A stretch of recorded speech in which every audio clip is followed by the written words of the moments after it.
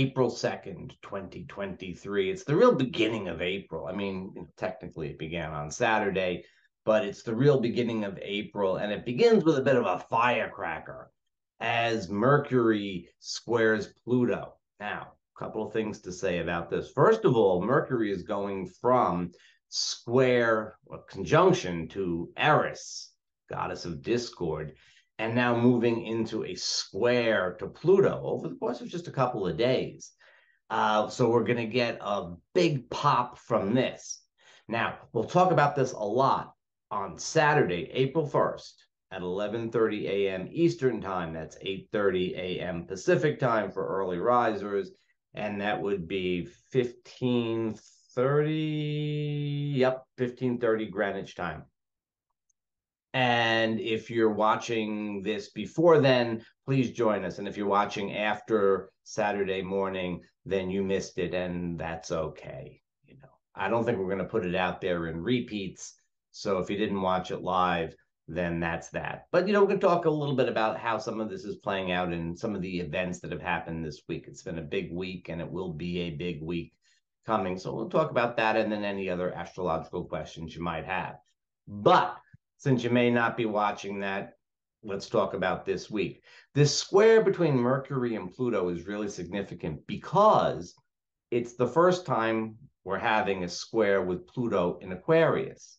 So Mercury square Pluto is always about speaking the truth to power. Right? Now, for the last 15 years, Pluto's been in Aquarius. And you know what power has been? It's been government. It's been corporations. It's been institutions. And it's been all of the authority figures within those things. Now Pluto's in Aquarius. And we got a little bit of a different story. Pluto in Aquarius, who's got the authority? Who are we looking at? It's the masses. It's the people. It's not, don't worry, the people in power and institutions and government, they still have don't worry about them. They're okay. They'll hold on to their power for a while. But now we start to feel the power that comes from the masses, the people. What does this mean on a local basis for someone like you or me? It means that there could be a little bit of peer pressure that we feel. Mercury in Taurus wants to express itself. Pluto in Aquarius is the peers. It's the group.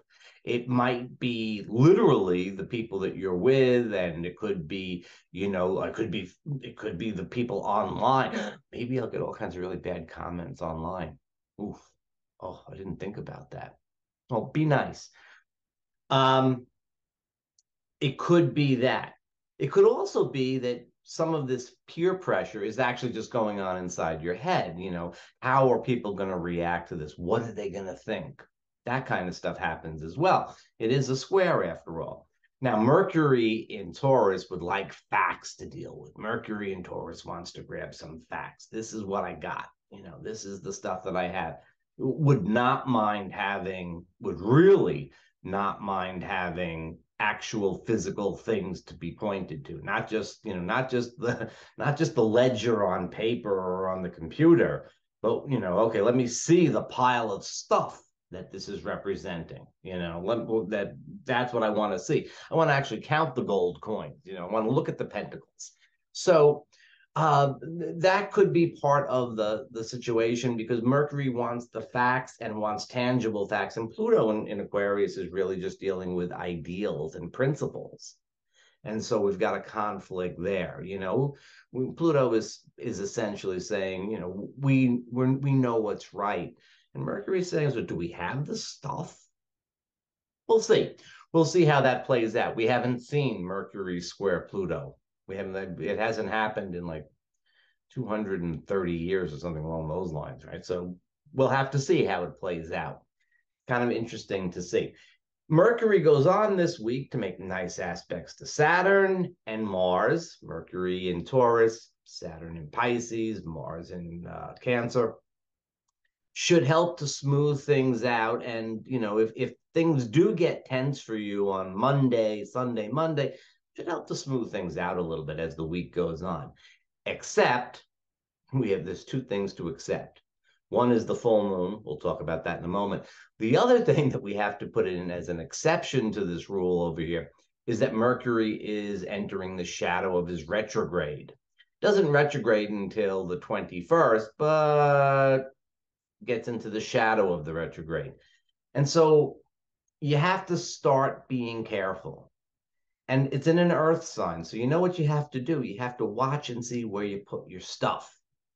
You know, you have that important piece of paper. You really got it. It's an important piece of paper. I'm going to put it in a good, safe spot.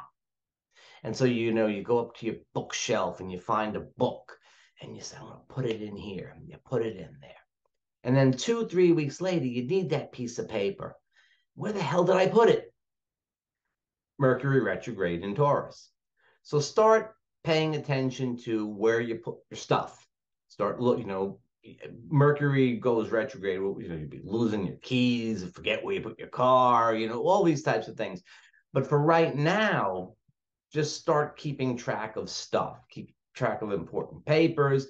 Keep track of, and the other thing too with Mercury in Taurus and about to retrograde in Taurus is that the value of things could be very uncertain, right? So it's not, it's almost like a Venus retrograde in a way, because it's not a great time to get anything appraised or assessed because it's likely to change. And keep that in mind. All right, that's all about Mercury. Let's talk about that full moon. Full moon in Libra. Well, what we'd like to have with the moon in Libra is balance, right? Let's take different perspectives. Let's be diplomatic. Let's be gracious about things.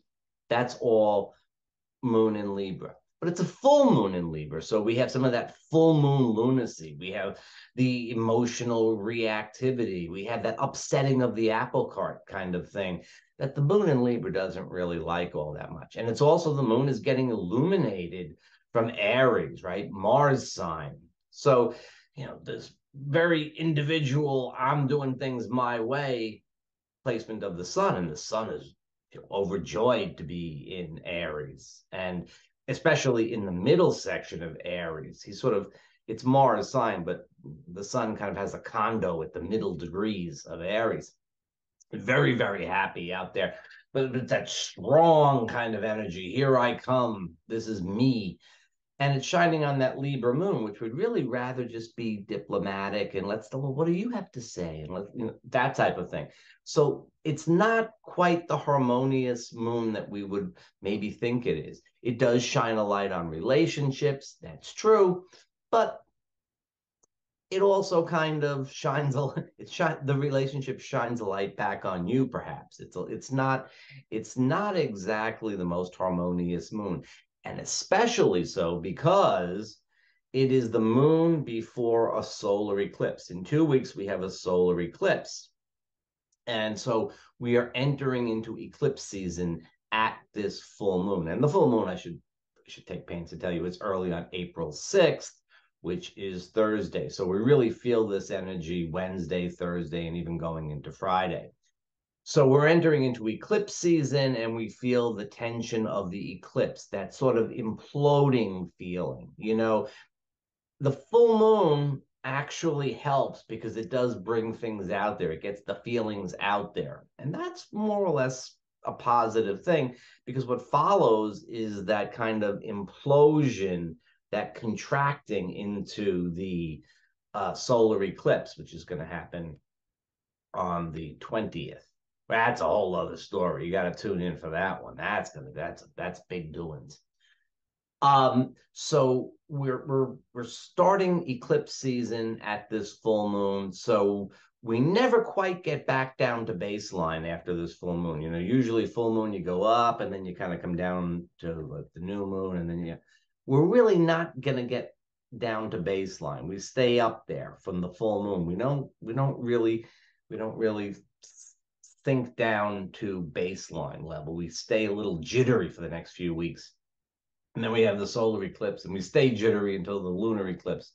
And then we stay a little jittery, a little bit uncertain, a little sense of impending something or other that's coming towards the following eclipse or the following new moon. So it's a process. Anyway, So that's one reason, another reason. And the other thing, as Adam Bernstein over at the Medium channel will tell you, this is a full moon that is happening at 16 degrees, and 16 is the number of the Tower card in Tarot. And there is a sort of edgy shakableness about shakableness. That's a word. Shakableness about the number 16. And so a little uncertainty. And again, the Libra moon, wants balance. It's not getting balance. It's not getting balance. It's a full moon. It's the beginning of eclipse season. It's the number 16. Lots of stuff to kind of get stuff moving, shaking, and makes it hard to keep balance. Of course, the strategy, you need to have a strategy. It's nothing to say, well, this is all happening. The strategy is then to be able to bring things into rapid balance, to see what's happening, and then to try to compensate for it so that you don't completely tip over to one side or the other.